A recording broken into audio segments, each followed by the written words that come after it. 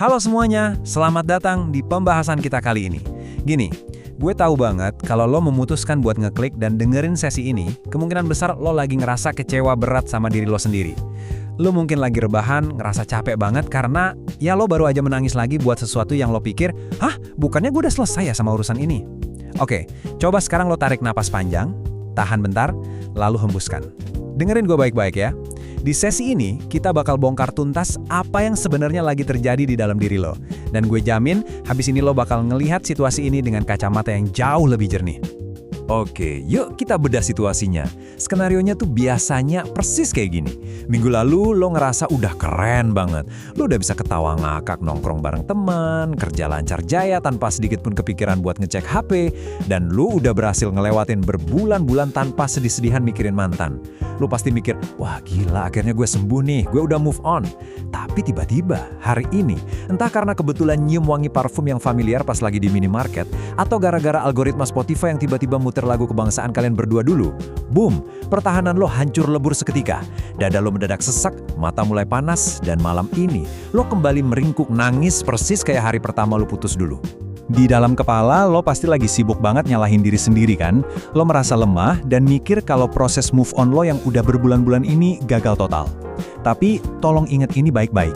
Wajar banget, lo itu nggak balik ke titik nol. Sama sekali nggak. Malam ini, gue akan ngebongkar miskonsepsi fatal di kepala lo dan nunjukin secara pasti apa yang sebenarnya lagi terjadi di anatomi tubuh dan pikiran lo. Lo nggak gagal kok dalam perjalanan healing lo. Lo itu cuma butuh peta yang lebih akurat aja buat memahaminya. Masuk ke bagian pertama nih, realita pahit sebuah relapse. Rasa panik yang lo rasain malam ini tuh sebenarnya berakar dari kesalahpahaman fundamental tentang gimana sih proses move on itu bekerja di dunia nyata. Kebanyakan dari kita kan punya ekspektasi kalau grafik healing itu bentuknya linear ya, ibarat garis lurus yang makin lama makin naik. Kayak hari pertama sedih banget, bulan kedua udah biasa aja, bulan ketiga amnesia total.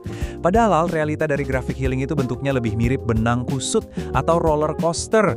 Bakal ada hari di mana lo merasa jadi manusia paling kuat di bumi, tapi bulan depannya lo bisa mendadak nangis kejer cuma gara-gara nemuin tiket bioskop lama yang nyelip di dompet. Mundur 2 langkah pas lagi relapse atau kambuh, itu bukan berarti lo kehilangan jarak 100 langkah yang udah capek-capek lo tempuh ke depan, oke? Lanjut ke bagian kedua, fakta neurologis sindrom Sakau. Terus, kenapa sih kita tiba-tiba bisa bereaksi sekuat itu? Coba sekarang kita geser fokus kita. Dari yang tadinya ngerasa gagal secara emosional, kita lihat fakta medisnya, yang keras. Ini namanya withdrawal syndrome, atau gampangnya sindrom Sakau. Pas lo masih pacaran dulu, otak lo itu terbiasa banget disuntik hormon dopamin dan oksitosin tiap kali nama dia muncul di notifikasi HP lo. Otak lo secara harfiah itu kecanduan sama kehadirannya. Nah, begitu putus, pasokan hormon itu kan diputus paksa.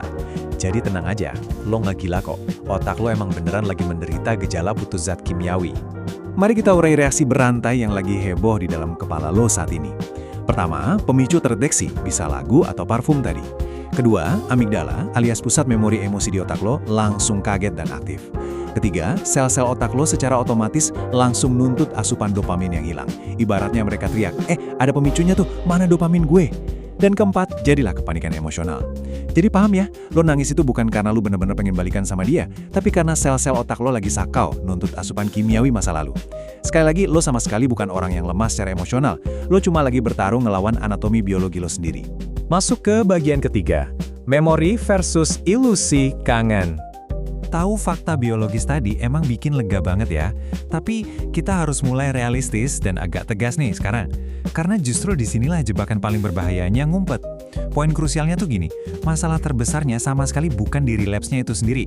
Tapi masalah terbesarnya adalah apa yang lo lakuin pas lo lagi relapse. Saat lo nangis malam-malam, otak lo yang lagi sakau itu bakal mulai ngasih logika-logika sesat. Kayak, apa ini tanda dari alam semesta kalau dia emang jodoh gue? Apa gue chat aja ya? Please, tolong banget, jangan lakuin itu. Bahaya sebenarnya bukan di air mata lo, tapi di tindakan impulsif yang lahir dari ilusi semata. Coba resapi kalimat ini dalam-dalam. Rasa kangen di jam 2 pagi itu adalah memori, bukan intuisi. Tolong berhentilah memvalidasi ilusi konyol yang bilang kalau rasa rindu dadakan ini adalah petunjuk takdir bahwa dia satu-satunya orang yang bisa bikin lo bahagia. Enggak gitu konsepnya. Lo itu cuma kangen sama kenangan manisnya, perasaan disayang atau kebiasaan-kebiasaan kecilnya. Itu murni memori dari masa lalu, bukan intuisi sakti tentang masa depan lo. Terus kenapa gue berani bilang itu ilusi? Gini, saat lagi relapse, otak lo tuh secara aktif menipu lo, ngebandingin antara apa yang lo ingat dengan apa yang otak lo filter. Yang lo ingat itu pasti cuma versi manis-manisnya aja kan? Pesan selamat pagi, kenangan jalan-jalan berdua. Tapi, otak lo dengan sengaja pura-pura lupa kalau dia pernah nyelingkuhin lo, pernah ngerendahin lo, atau betapa capeknya lo waktu harus ngemis-ngemis validasi dari dia. Jangan mau tertipu oleh versi masa lalu yang udah diedit habis-habisan sama otak lo sendiri. Ini nih yang wajib banget lo tanamkan kuat-kuat malam ini. Lo harus bisa misahin antara rasa gue kangen sama kenangannya dengan gue mau orangnya balik. Itu dua hal yang beda bumi dan langit, guys. Memaafkan masa lalu itu bukan berarti lo harus ngundang parasit itu buat masuk lagi ke masa depan lo. Ambil alih lagi deh remote control kebahagiaan lo. Jangan pernah coba-coba ngulurin tangan lo lagi cuma buat dipotong 2 kali oleh orang yang sama. Lanjut ke bagian keempat, kotak P3K mental low. Ngerti teorinya doang mah, nggak bakal cukup kalau dada lo udah kerasa sesak jam 2 pagi. Kita butuh solusi praktis sekarang juga. Nah, ini dia kotak P3K mental buat lo.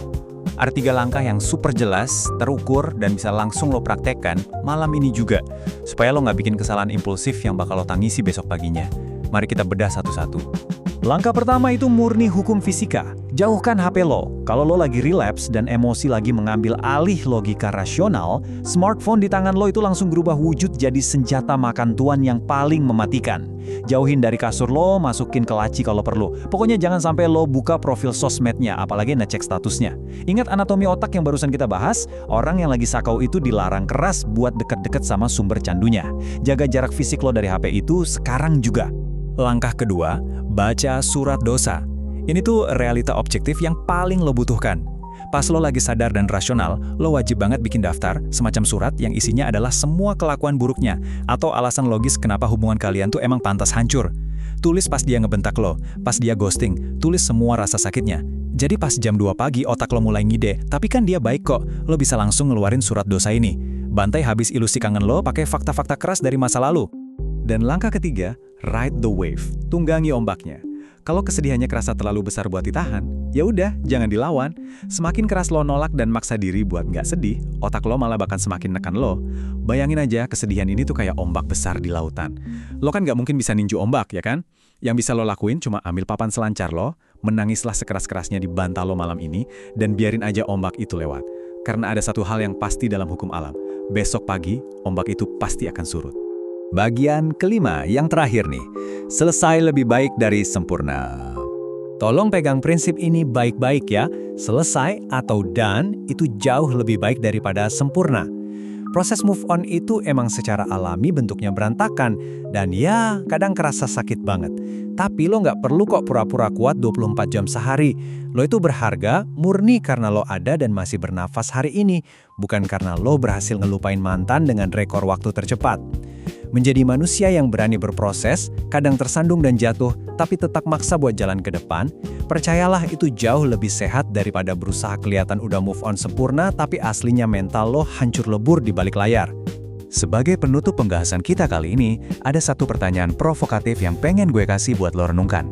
Apa sih pemicu kecil yang tadi bikin lo relapse? Dan apa satu alasan kuat yang bikin lo ngerasa harus tetap melangkah maju, ninggalin dia?